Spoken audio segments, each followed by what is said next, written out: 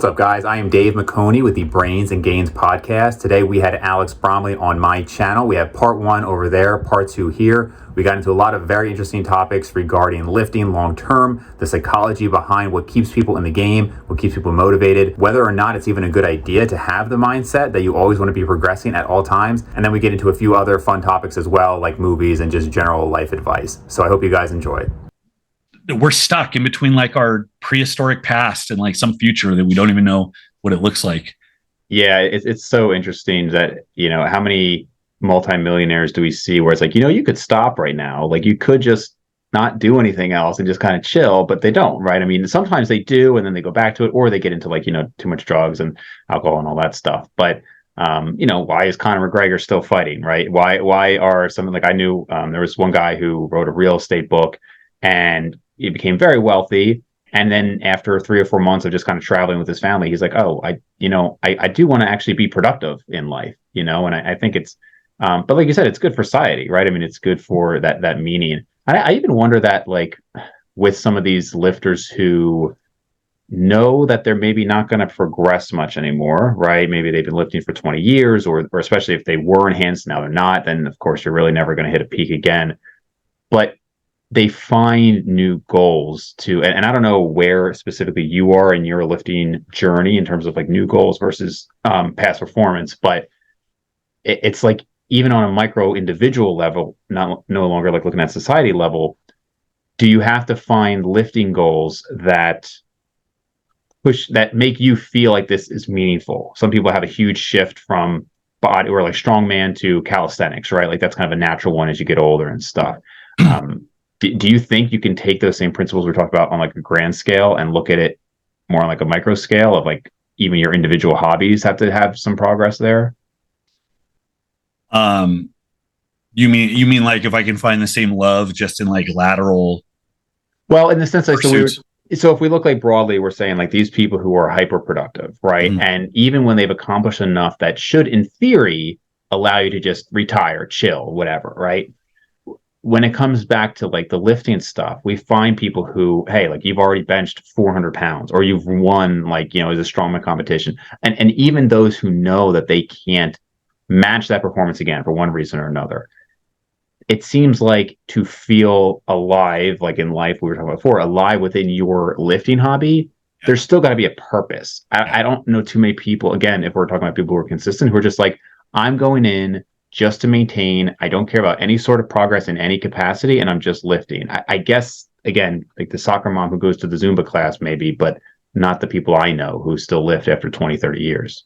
Yeah, so I know a lot of people that have done that. I've been around long enough to see some of the people I competed with age out and the types of things they do. I know a handful of people that started doing like triathlons. It's strange going from strongman to triathlons. Jiu-jitsu, there's a big thing where people were transitioning to jiu-jitsu because I think there's a common cerebral element because strongman, there's so many different things. It's not consistent. So you're always having to figure out how to game the equipment. It's always equipment you've never used. It's conditions you've never been in, and you have to figure it out on the spot. So I think that element plays into it as well. But my relationship with my competitive goals, and I think for a lot of people, it's like this. There's always kind of the short term. What is my goal today? What is my goal this block or this month? And then however that plays into a long-term goal, which, I mean, I'm already at the point where I'm staring down realistically the last so many years, 5 years of maybe being competitive at the level that I am. And it's like, okay, what can I do? And I'm thinking about what goes on at the end of that. I've always said that I think I love lifting enough. I did it exuberantly without any promise of ever being good at it at all. Never really believing that I would get as far as I have. And I would still do it even if I couldn't compete at this level, because it's like, what the hell else am I going to do? I know what it feels like to sit here and not lift.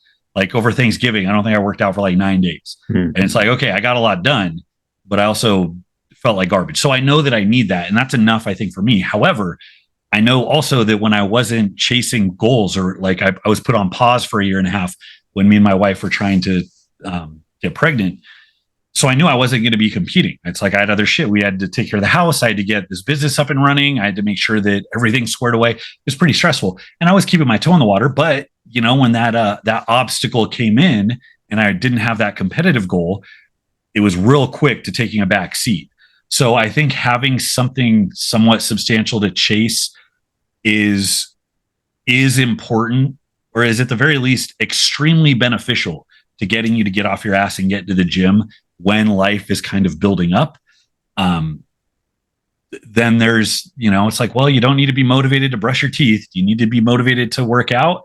And that sounds nice. And that's how I try to get in people's heads to get them into the gym where they otherwise wouldn't. But as far as sustainability, like something long-term is important. And that is a hard thing to figure out when you're transitioning, because good God, it's like, yeah, if you do something new, okay, you have this other run you can go up and you can be like, okay, well, I have this other goal to chase. But at the same time, it took me 20 years to get good at lifting. I'm like, God, do I really have it in me to start from scratch and build up something else? I don't know. So I see myself just kind of being the guy dicking around the gym. It's like when I'm 70, I'll know what a good bench for me is at 70. And I'm going to be happy when I bench that. And that's probably going to be it. Do you think, so you're how old now? I just turned 37. Okay. So let's say you do this until you're 40. Do you think you would just say, okay, like you said, like I'm hanging it up, I'm officially stopping, and you would be okay with then just lifting? You don't, or you think you'd have to sort of some sort of transition? I mean, I would probably still seek out something competitive, but then this is where they get you. Because in an ideal scenario, you take your beating while you're young, and then in your older years, you focus on health and enjoyment and not killing yourself. But now they're coming out with like masters divisions and stuff. So it's like you got the world's strongest man guys, like Zadrunas still shows up and competes at the masters every year. And, it keeps guys going. They got 50s and then 60-year-olds, and you got like older people going. Lifting is great, but for strongman, especially strongman, you see a lot of guys coming in that are like 35% body fat, and they're, it's another reason to bulk up. And it's like, you need to worry about living a little longer. You're 63, like let's get it in check, right? So I'm actually worried for myself that's going to be the thing that keeps me making less intelligent decisions with competing. I'm not entirely sure that I would need a competitive goal, but I do love prepping. Like I do. I love having something on the horizon. My training is better for it. But then it's such a hard thing to answer because I don't know. I mean, I don't know where I'm going to be at. This is new. I mean, I'm older, but like me and my wife, like she's pregnant with our first kid, So it's like awesome. we have to get at the end of that before I even have a sense of what my life is going to be like. And it could be completely different than I would have imagined. I might be more content, focusing on fatherly or grandfatherly stuff or whatever. Or not, or I'm going to be 75 trying to blast trend so I can do one last show. I got that one PR. I got to get off my back. Yeah. It's hard to say. It's a hard thing to hang up. Yeah, I'm sure it is. I think maintenance is so hard, man. Like when I think it is easier to train 5 days a week to progress, 1-2% than it is to say, okay, just train 3 days a week, but you're not going to progress at all.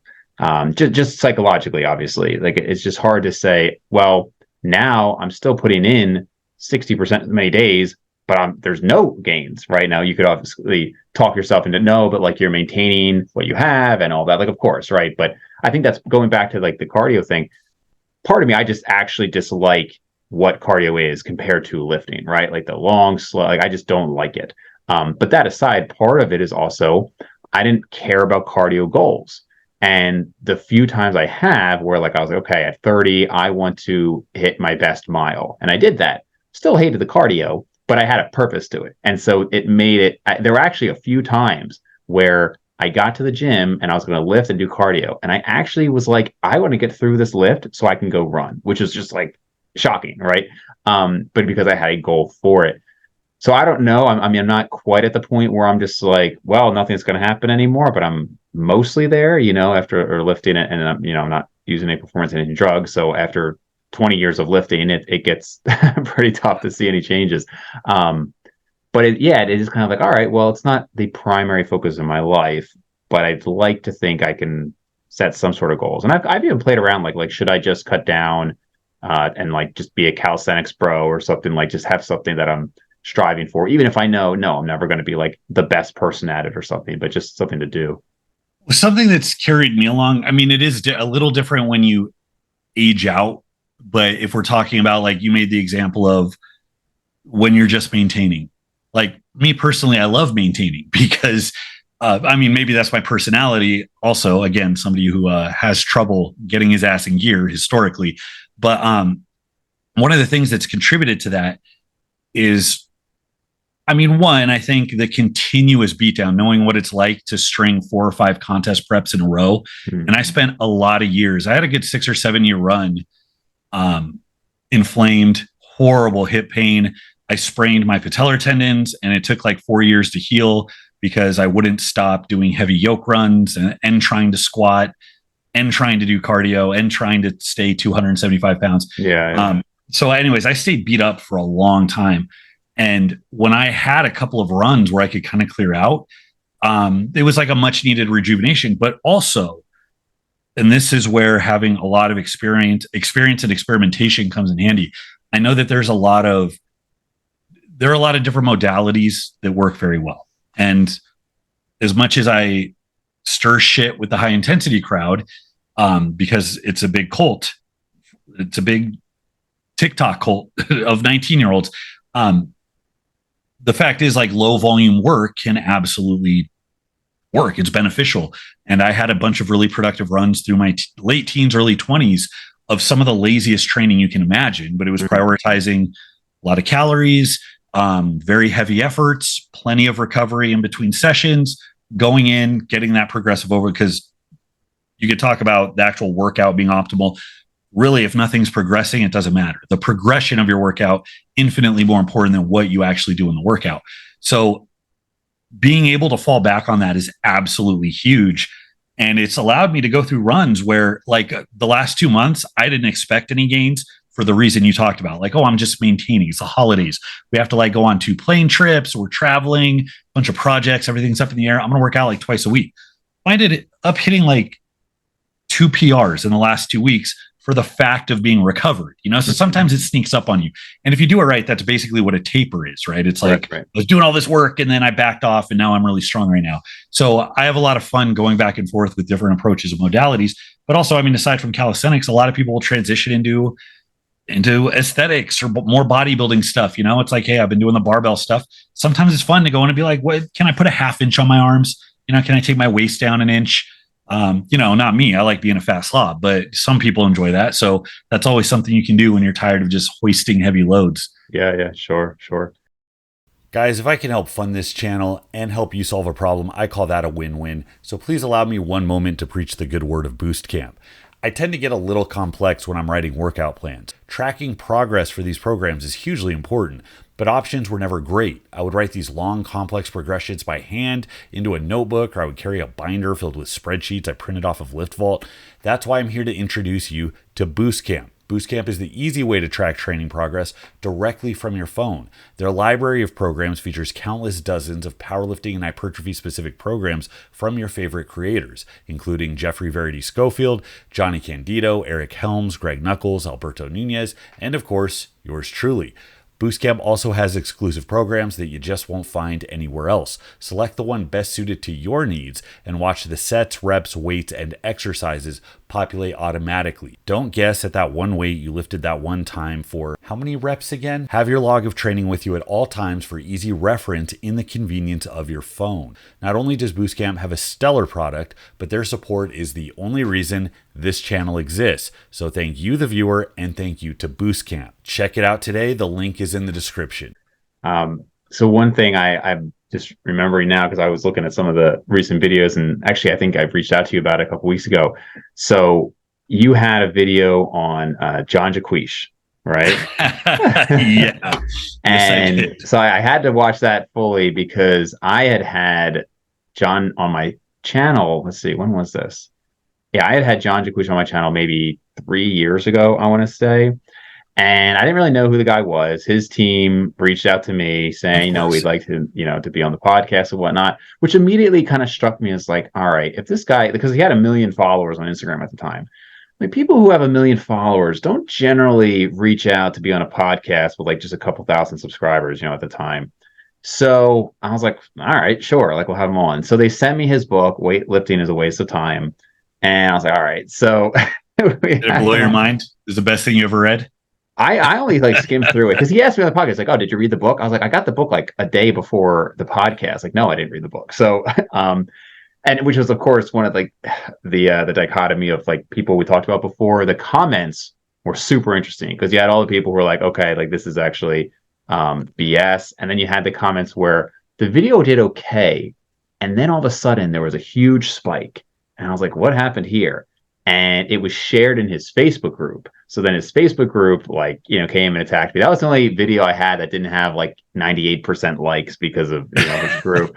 And so that was funny. And like I don't know. I'm very hard to like, it's hard to get under my skin. So and I just responded. Some of these people I just like had legitimate conversations and replied with. One or a couple of people like stayed subscribed for a while, but basically for people who don't know, I mean, if they're watching your or my channel, they have probably heard of him at this point, but the guy sells a book, Weightlifting is a Waste of Time, says as this X3 bar, which is basically just bands, is like, so much more effective. And there's really no evidence for that.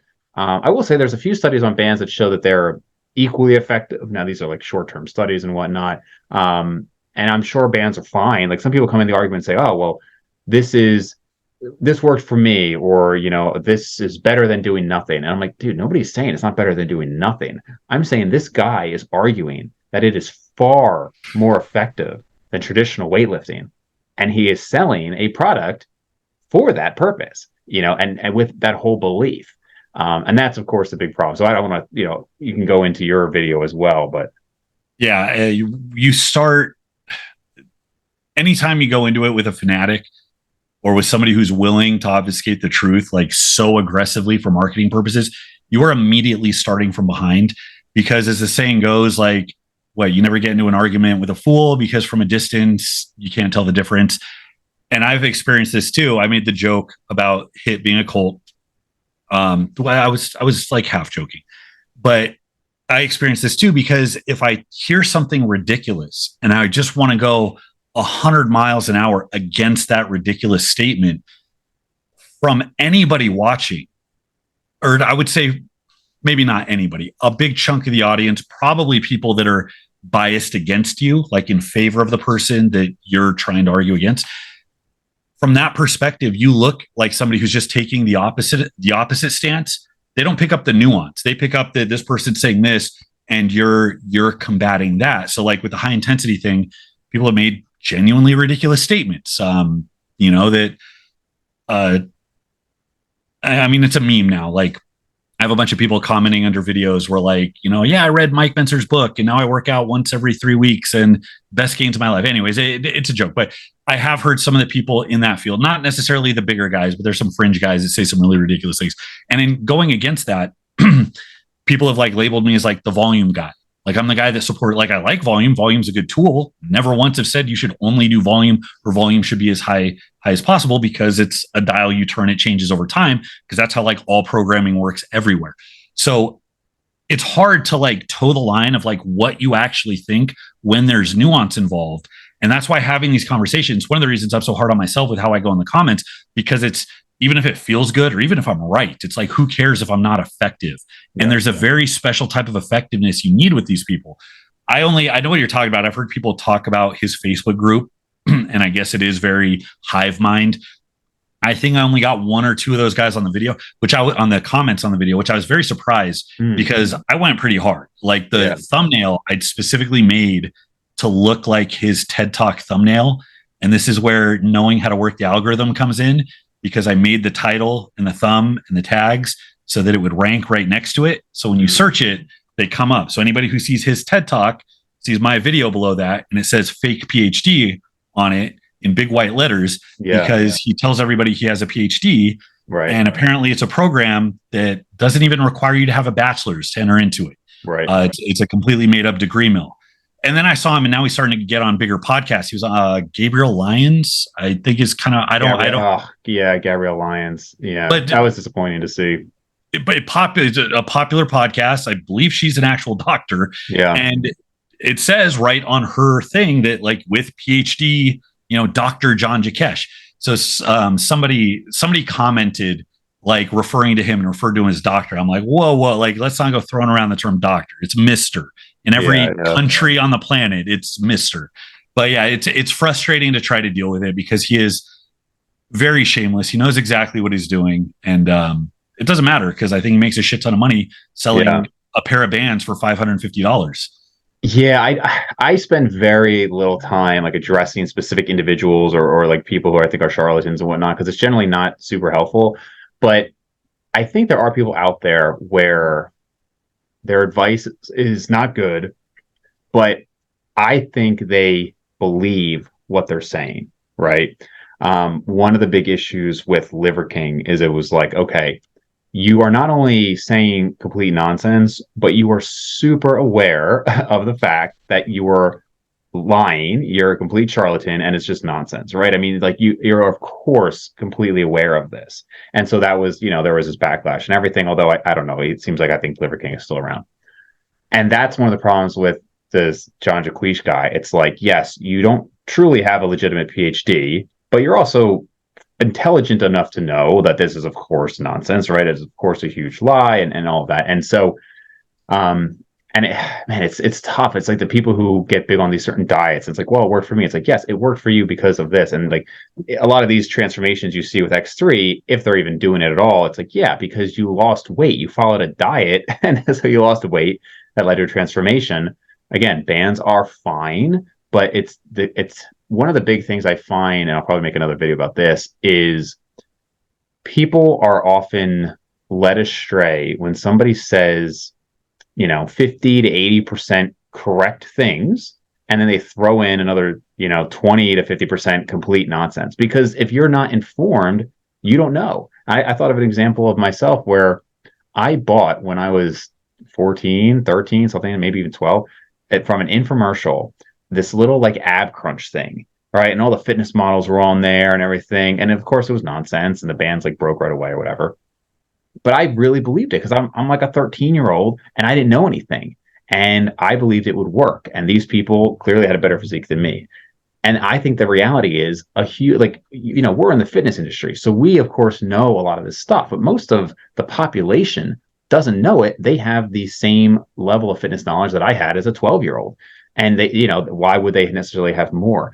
And so they see, oh, this person is fit, although all of his photos are photoshopped. And I mean, to like a ridiculous extent that it almost doesn't look like a human in some of his photos. And they see that and think, okay, so these are the results I want. And it's like disheartening to think that so many people would fall for it. But and it also falls into the whole like, hey, it appeals to what they want. Here's a convenient thing that I can do from home. Oh, it's only the cost of a year of a gym membership, right? So I can just not go to the gym instead. And it's relatively easy. And so it's just, but my biggest issue with it is more that he knows what he's doing. And somehow he has either paid enough or whatever to get on podcasts that have, the Gabrielle Lyons one was disappointing because I think she has some decent information overall. But for her to have that person on the podcast either means she doesn't know what she's talking about when it comes to lifting, or she knowingly had somebody on just for the cloud aspect of it. Yeah, exactly. There's layers to it because they can hide behind, the most charitable interpretation of something like X3 is that it's something that can potentially grow muscle. It's resistance works. It's easy, it's cheap, it's affordable, all the things that you would sell it for. So hypothetically, if someone who's never lifted a weight a day in their life, sedentary couch potato, buys this thing, commits to doing the workouts, progressing it, let's forget about how impossible it is to progress with 2 resistance bands. Right. Like, I don't know where that goes.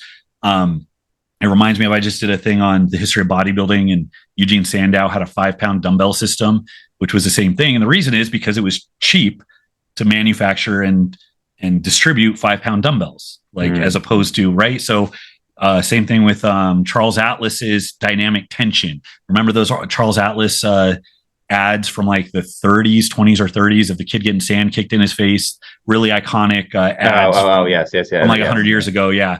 And he comes back, he's all big and beats up the bully or whatever. That was selling dynamic tension, which was just a sheet.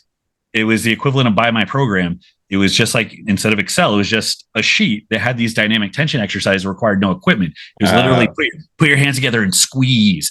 And you can make that argument that, well, it's activity, it's something's better than sitting on the couch. The reality is, we know that nobody sticks to it. So it's like, okay, you're on the hook for knowing that you're selling something that nobody's going to adhere to. It's not something you can progress. It fails every test you need for a long-term sustainable method of training and adaptation, namely progressive overload, which we've been talking about. And then beyond that, there is the very real problem that they load about. The bullshit is in the claims they're making about how good it is, which are patently false. Lane Norton did a good thing on it. Looking at the study, I want to say it got the name X3 because there was a study they were citing where people got 3 times the results, except the study used people with straight weight and people with straight weight plus bands. So there was no part of that was just bands by itself. I think Lane did it because I made the video, and then I think somebody sent it to him. Yeah. And then he actually referenced me in the video. So thanks for the shout out, Lane. Lane doing God's work, man. But it's top to bottom. The things he says are trash. And then I didn't read the book. I knew the book was gimmicky just to sell the bands, whatever. When you see bands being sold for $550, you're like, okay, like it's like the rainbow vacuum gimmick. Like if you get people to go sell door to door and give their presentations, and you can hype people up and, speak to their pain point, speak with emotion, make the payment simple, you can sell a vacuum for $3,000, which is what they do. Same thing. You got literally $4 worth of equipment from Alibaba, and it's $550 because people they get bought in, and that hive mind thing kicks in. You think you're missing out, and it's like, well, it's not that expensive. Anyways, he's patently full of shit. Seeing the TED Talk where, hey, I have a PhD in biomechanics. Let me tell you how the pec inserts at the elbow on the other end of your arm. It's like, it's so blatantly. It's not just that he's wrong on something. It's amazing that he's so blatant. It's shameless. Yeah. So it's disheartening to know that, and not only can people get away with that, it's like, I'm sure he's made a shit ton of money. So, I'm sure. It's one of those things where it makes you question, like when you see somebody who seems like an authority on something, and then you see them say something that's just patently incorrect. It shouldn't always be the case that just because somebody says something wrong that you discredit everything else they say. But I think that's just kind of how we're kind of wired. You see somebody say something that's like BS, and you're like, oh wow, I really have to question like everything. So even in this example, I'm like, I don't really watch many TED Talks, but I had kind of always assumed if somebody is on a TED Talk, they're probably an expert in their field. And knowing that he was on a TED Talk, you're like, oh wow, like maybe all TED Talks are BS, And everybody was going hard in the comments, making sure people know TEDx is different than TED. TED has standards, but they license TEDx. So it's like, we're going to drop the standards. You can do a TED Talk, but it's like a sanctioned contest where some gym that just opened up and nobody knows what they're doing, but they paid the fee. So now it's like a USPA meet or whatever, Okay. That's what TEDx is. So that was at a high school. It's like, who's in charge of it? What's the vetting process looks like? It does hurt the brand. It's like, what good is the brand if you're going to sell it to people that don't meet the standards and let every dipshit with something to sell? I don't know. My mind is telling me to like take my own advice and be measured and do the hard work, have the conversation. But at the same time, I just want to tell everybody what a piece of shit he is. So it's like, I don't know. It's hard. I actually don't think I understand some people who say, oh, just focus on yourself, or like put out the good information. I actually disagree with that because, not even just from like an engagement standpoint. Of course, from an engagement standpoint, yes, it does help to call people out by name for sure. I mean, we see that all the time. But that aside, if you are trying to get out the best information, first of all, getting more engagement is going to do that. But then secondly, again, like I just think back to my first few years of lifting, and I don't mind calling this person out by name, but like, Christian Thibodeau from, he was on T Nation, and I don't know what he does now. I'm sure he's a good guy or whatever, but there was years on T Nation where they were selling, and again, I was fortunate enough to not fall into, any of the supplement stuff, but they were selling, it was called like, like the movie I, Robot. It was like I Bodybuilder. And it was this whole big thing. They really hyped it up. There was that, and just tremendously expensive supplements. And I think he had a good lifting background, but the guy was 5'9", 220 shredded. I had no idea as a skinny 14-year-old that this guy was enhanced, and I'm just like believing in everything he's talking about. And if somebody had put out a video or, at the time article, and was like, oh, like Christian Thibodeau is like full of BS or whatever, like I might have said, oh, let me look at this and see why this is, not legitimate. Versus if somebody had just kind of coyly or just, privately just wrote an article that maybe disputed what he said, how would I have ever come across that? I just wouldn't know. Like you, by calling out people who have BS information. And again, I'm bringing up that guy's name only because it's an example that comes up. It's totally possible that the lifting stuff he put out there was legitimate. But I think when you call out people who are potentially doing harm, whether that's financial harm to people or selling stuff that's like completely illegitimate, I think it makes sense. Now, of course, it can get too far if you're like, I think it's important to look at intent, right? Some people do have good intent. And then I'm not saying you should vilify people, but even like within, like if you, Alex, like put out a video that was something within my wheelhouse and I really disagreed with it, I wouldn't be like, Alex is a piece of crap, like fraud, but I might say like, I might have a video that says, is Alex Bromley correct? And then I might address it. And I think it gets to the point of what you're trying to do. I don't think you have to be so coy about it that you just put out the information and hope people find it. Yeah. And I'm inclined to, justify it because disagreeing with a peer or thinking somebody's mistaken, but they're an honest player is different than somebody who is in the most obvious way committing fraud. But then this goes back to what I was saying before about the satisfaction that comes with just throwing mud at that person and saying, the golden rule really is that, do unto others. It's actually, what you do to others, they will do back to you. Yeah. So if you are throwing shit at people because you feel like you're justified, it's like, well, everybody feels like they're justified doing that with people they don't like. And then that becomes a thing. So on the one hand, it's like, okay, is there good to be done by just waving the flag and just trying to like push this guy out of the industry? Probably. But then there's this cost of like, well, how do you do that? How do you do that where that's not now the standard every time people get into a pissing contest or do disagree? So then it's like, but then now am I obligated to engage with somebody who is an out and out fraud as if he were a peer? Yeah. And then I end up running in circles and I don't do anything. But I completely agree.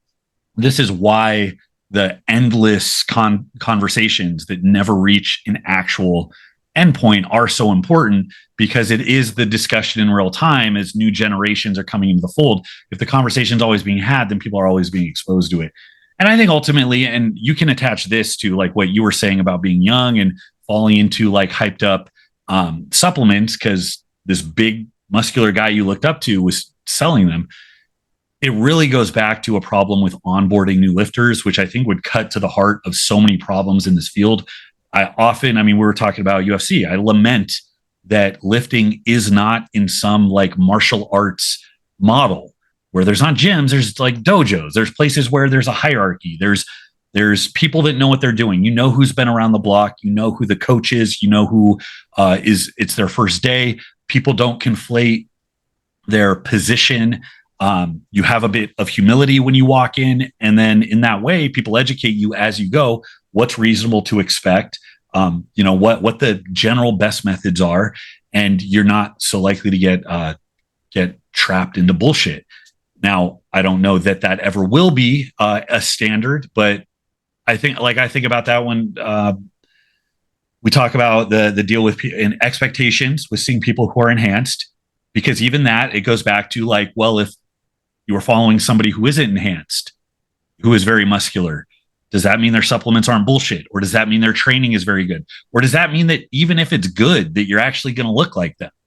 Almost assuredly not, because if you're getting paid for your looks, or your physique, you probably have a rare enough type of genetic predisposition that is not accessible to the average person, at least not with a shit ton of work / plastic surgery. I don't know.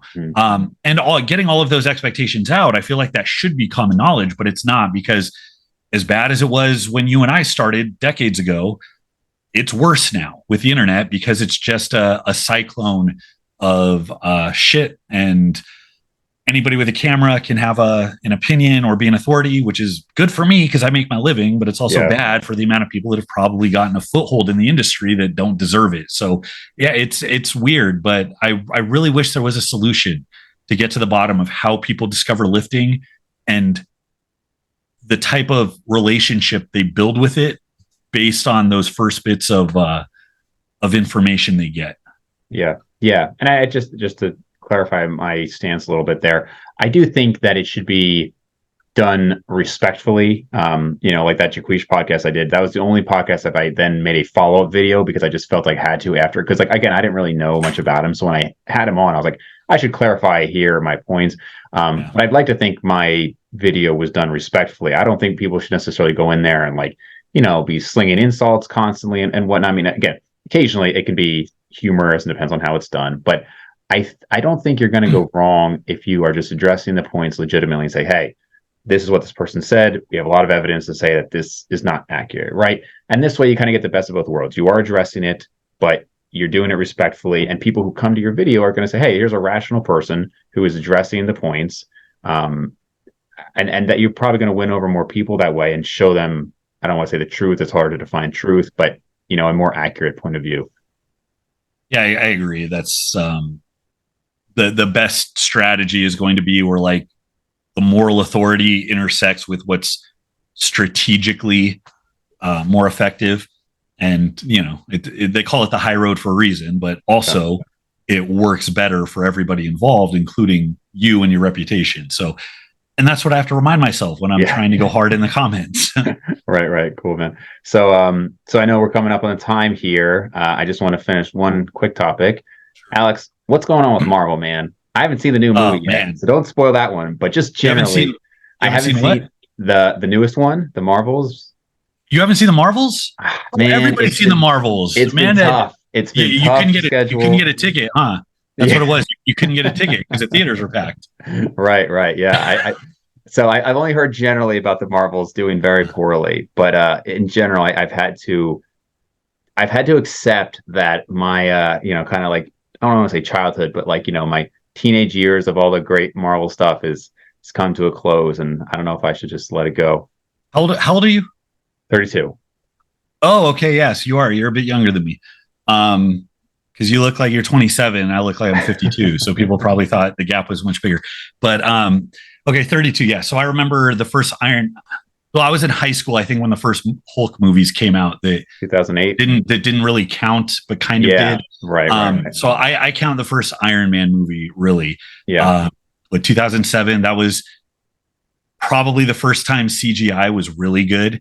Because they were still making the Matrix sequels about that time that were horrendous. Yeah. Remember Keanu Reeves' face in Matrix 2? It was 2002 or 3 or whatever. So the leap in CGI from 2000 to 2007 and Iron Man flying around was bananas. But yeah, I'm a comic book fan for one, because I grew up.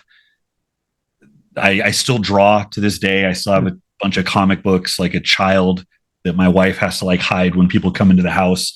But I'm also a movie fan. So I take this very personally, because there seems to be a big divide among the fandom, which you'll have fans that kind of have standards and expectations, but then you also get fans that they just want that nostalgia hit, or they just respond very well when they see the thing they like. There's people that no matter what, if they see an S shield on something, they're about it. It doesn't matter. They're like, oh, there's that thing I like. Yeah. And I think there's still a bit of that going on with Marvel. It's weird, the comments I'll see, because that's my guilty pleasure.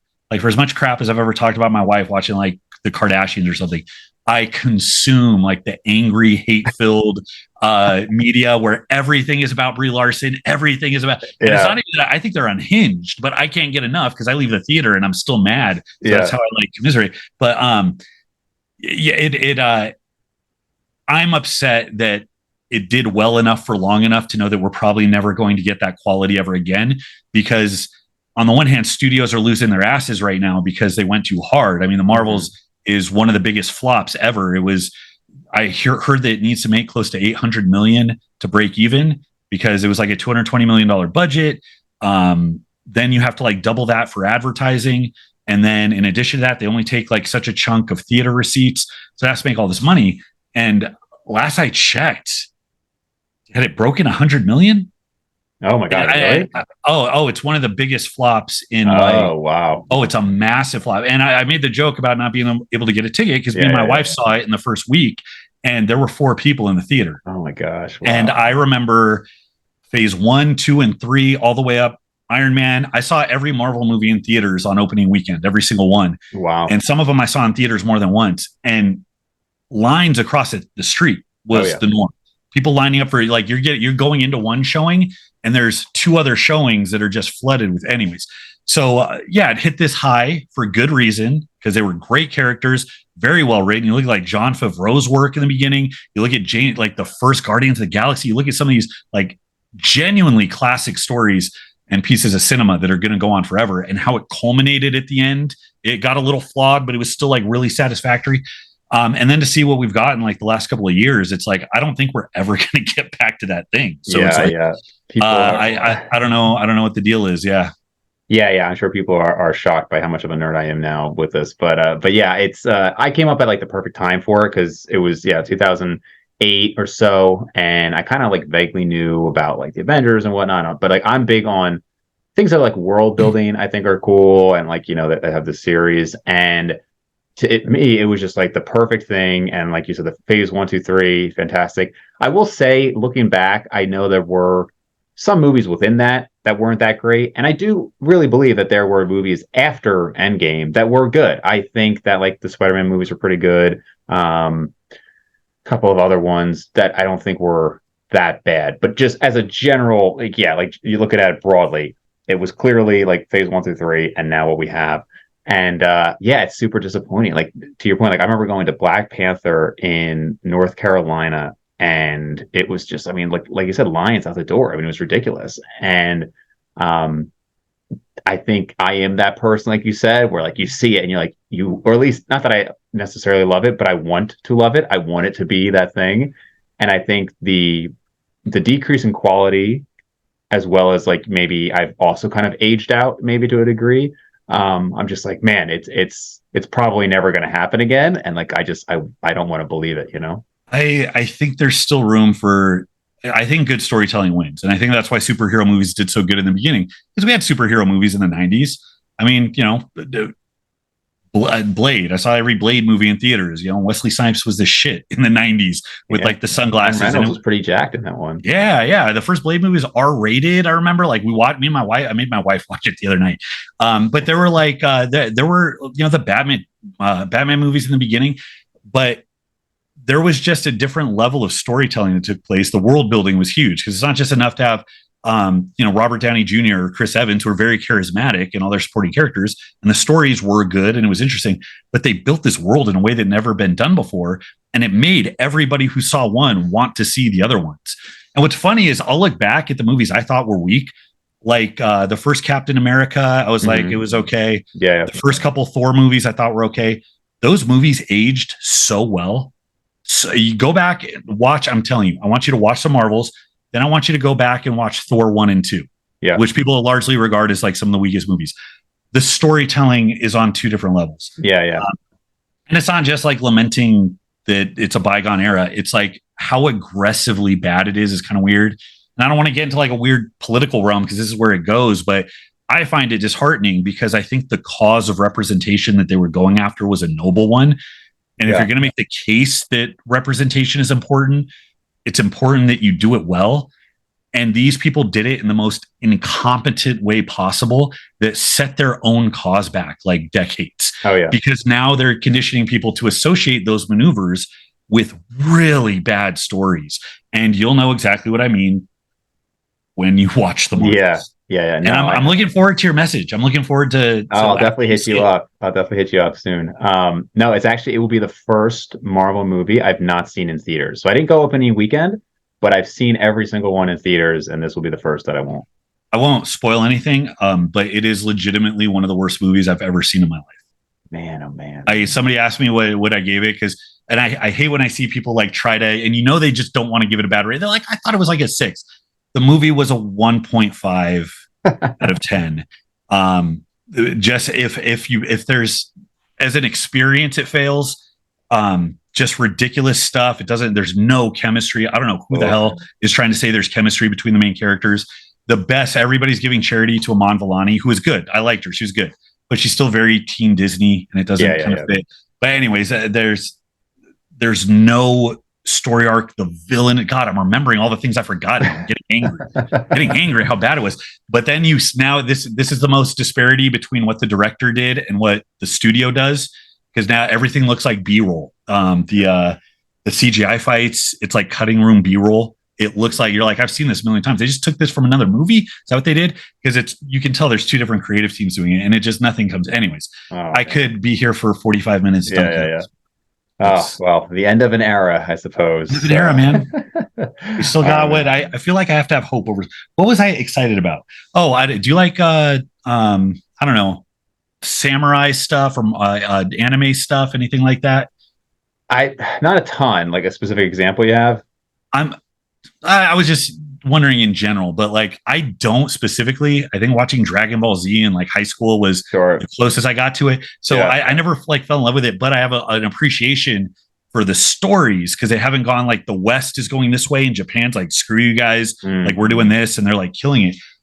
Blue Eye Samurai on Netflix is one of the best shows I've seen in recent history. It's a little woke. It's got a little like progressive themes in there, but I'm like, this is how you make those messages if that's what you want to send. Yeah. So I recommend you check that out. It's similar animation style to like Arcane, but very, very, very good show. So I have hope that there's still good storytelling to come out. It's just, it has to make its way into the right studios. Oh man, cool. So, all right. Well, where can people find your stuff? Alexander Bromley is my YouTube name. It's very clever, I know. And then, that's it. That's pretty much where I put all of my stuff. If you want to hear me rant about movies, I have a second channel that nobody watches. It's Brahma Rama. So I put a couple reviews up on there that I've played around with. That's about it. Awesome, man. Thanks again. Thanks for having me, man.